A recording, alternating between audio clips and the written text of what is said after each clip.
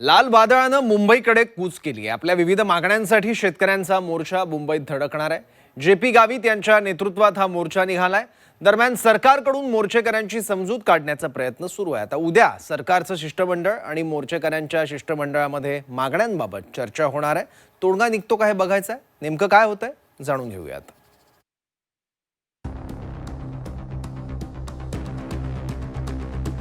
लाल वादळ उद्या मुंबईत धडकणार। भारतीय किसान सभेचा मोर्चा मुंबई जाम करणार। विविध मागण्यांसाठी लाल वादळ मुंबईकडे। विविध मागण्यांसाठी लाल वादळानं मुंबईकडे कूच केली आहे। माजी आमदार जेपी गावित यांच्या नेतृत्वाखाली भारतीय किसान सभेचा मोर्चा उद्या मुंबईत घुसणार आहे। त्यामुळे मुंबई जाम होण्याची शक्यता आहे। दरम्यान या मोर्चावर तोडगा निघावा यासाठी जेपी गावित आणि गिरीश महाजन यांच्यात चर्चा झाली। मात्र चर्चेतून कोणताही तोडगा न निघाल्यानं मोर्चा मुंबईत धडकणार असा इशारा गावितांनी दिलाय। उद्या मोर्चेकऱ्यांचं एक शिष्टमंडळ मुंबईत चर्चेसाठी येणार असल्याचं गिरीश महाजन यांनी म्हटलंय।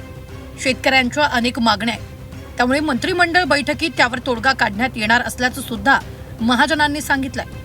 गरज पडल्यास मुख्यमंत्री फडणवीसांसोबत चर्चा करणार असल्याचं सुद्धा गिरीश महाजन म्हणाले। की जे काही मोर्चेकरी आहेत त्या मोर्चेकरांचा 5 वेळेस जो अनुभव आहे तो लक्षात घेता आम्ही मोर्चा सतत तसाच चालू ठेवलेला आहे आणि उद्या पण चालू राहील। ज्या वेळेस सरकारच्या बरोबर पॉझिटिव्ह काही सोल्युशन निघेल आणि त्याची अंमलबजावणीची आम्हाला खात्री होईल त्या दिवशी मोर्चा तिथूनच परत येईल। 5 दिवसांपासून हे लाल वादळ मुंबईच्या दिशेने निघालंय। आपल्या मागण्यांसाठी लाल वादळ उद्या मुंबईत धडकेल। मोर्चेकरांच्या मागण्या कोणत्या? वन हक्क कायद्याची अंमलबजावणी करण्याची मोर्चेकरांची महत्वाची मागणी। पेसा क्षेत्रातील 17 संवर्गातील सुमारे 12,500 पदांची भरती त्वरित करा। पश्चिम वाहिनी नद्यांचं पाणी स्थानिकांना द्या।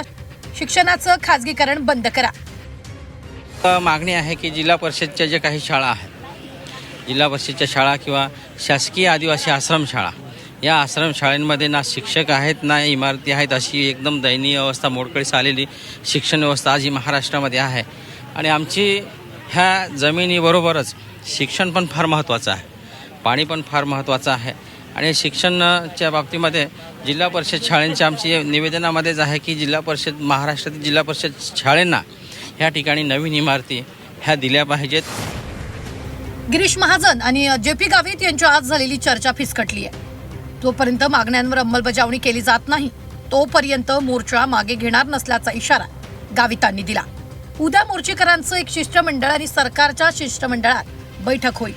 या बैठकीत तोडगा निघणार की लाल वादळ मुंबईत धडकणार याकडे सगळ्यांचं लक्ष लागलंय। योगेश खरे, झी 24 तास, नाशिक।